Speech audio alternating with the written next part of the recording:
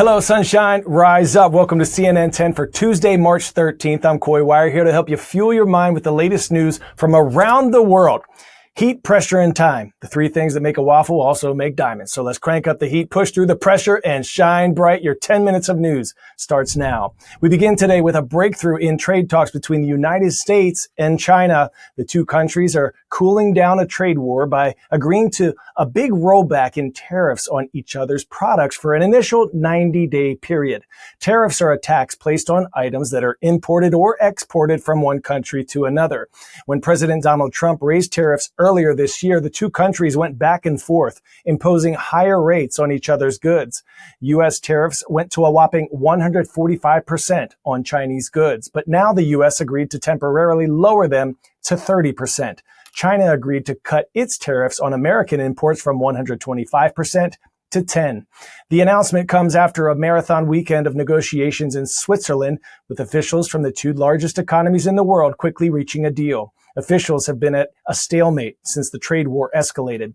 The deal, even if temporary, is a major relief to American businesses who would have seen their profits decrease. It could also mean a major relief to consumers who would have seen the high cost of tariffs passed on to them, impacting their wallets.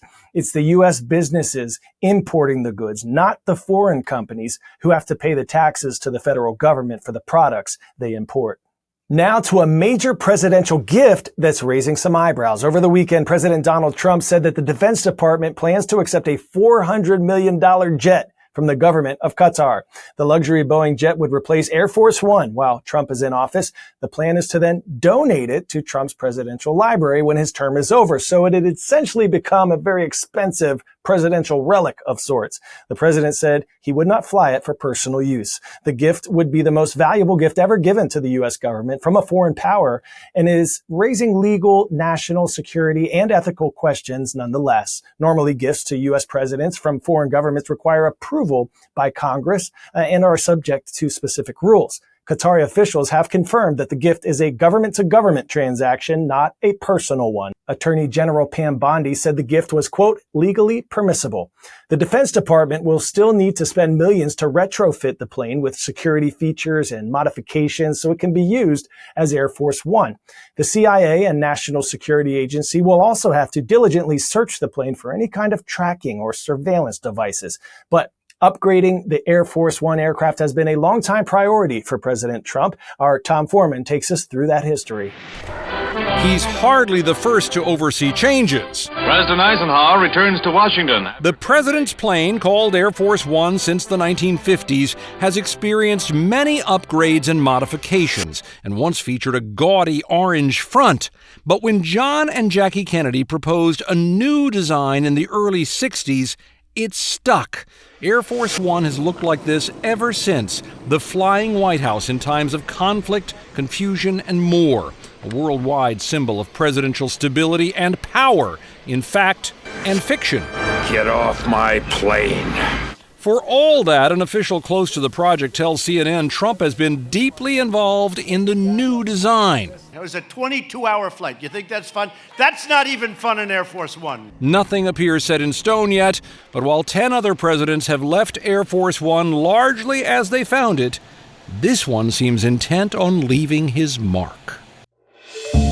Did you know the U.S. president used to cruise around in a yacht? Before Air Force One, the U.S. government owned the USS Sequoia, which hosted 9 presidents from Herbert Hoover to Jimmy Carter. From 1931 to 1977, the floating White House, so to speak, was a venue for official events and social events too. It hosted gatherings for some major moments in history like discussions over the atomic bomb, civil rights, and the Vietnam War. It hosted John F. Kennedy's last birthday celebration before his assassination in 1963. But in 1977, President Jimmy Carter decided to sell the yacht to reduce government spending and have a less extravagant presidency. 10 years later, the vessel was designated a National Historic Landmark. The more you know. Pop quiz, hot shot. The largest hailstone ever measured was roughly the size of what? Teacup, softball, kickball, or grapefruit?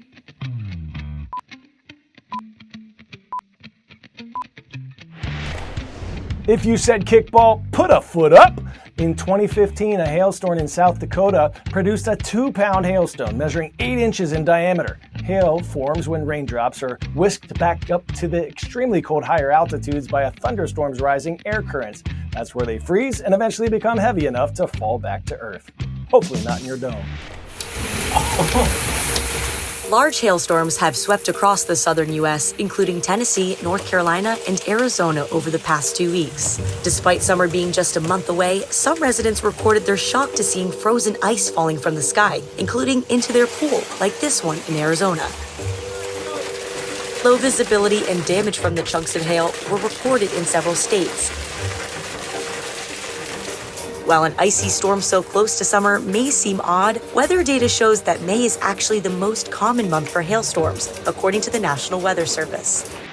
Now to a potential breakthrough in how to brew coffee. Actually, more specifically, how to pour coffee in a way that saves money. With the price of coffee beans spiking because of trade taxes and a shorter supply of beans due to climate issues, a new way to save some beans is making some folks perk up. The ubiquitous breakfast brew was recently the focus of a scientific study at the University of Pennsylvania, where researchers use physics to figure out a way to pour a quality cup using fewer beans. Turns out it's all about fluid dynamics. What happens when boiling water meets coffee grounds at the perfect speed from the perfect height? My CNN team wanted me to put it to the test, so I did. The need for coffee is real, but with increasing prices and the climate crisis threatening the trees and shrubs, there's gotta be a better way to create a strong cup of coffee using fewer beans. There is. Ow! What's up, Jackie? Physicists and fluid mechanics experts at the University of Pennsylvania did a study on exactly this. Now, their research focused on pour-over coffee. So you're gonna need a pour-over coffee kit. That includes a coffee dripper, a filter, a coffee grinder, and a gooseneck kettle. Good luck. Appreciate you. Well, all right, let's get to it. Boil the water, check. All right, pro coffee maker tip, so I'm told. You put the dry filter in and you wet the filter first to get that paper taste off of the paper. Dump that water out, filter back in. Next up, load the grinds in the filter, and we're gonna use a little bit less grinds than we typically would. Now to the technical part. I'm supposed to pour this hot water from 30 centimeters high, AKA 11.8 inches, and producer Tiffany, always producing, has a tape measure for us. So here we go. Researchers say that pouring from this height creates an avalanche of sorts within the grounds as you're pouring. I can't pour too fast because I am not gonna slurp coffee off of this counter. Maybe I would. But not too slowly. Otherwise, you might break the stream and it won't be able to mix correctly. Noted. All right, looks ready, smells ready. Now for the moment of truth. Here we go. She deserves it. Not sure what that look was. I guess I'm gonna have to pour myself another cup here, and let's see. That is a strong cup of coffee using fewer beans. Researchers say you have to, practice at home so you don't make a mess and you perfect that perfect pour, but that's a small price to pay for making the world a better place.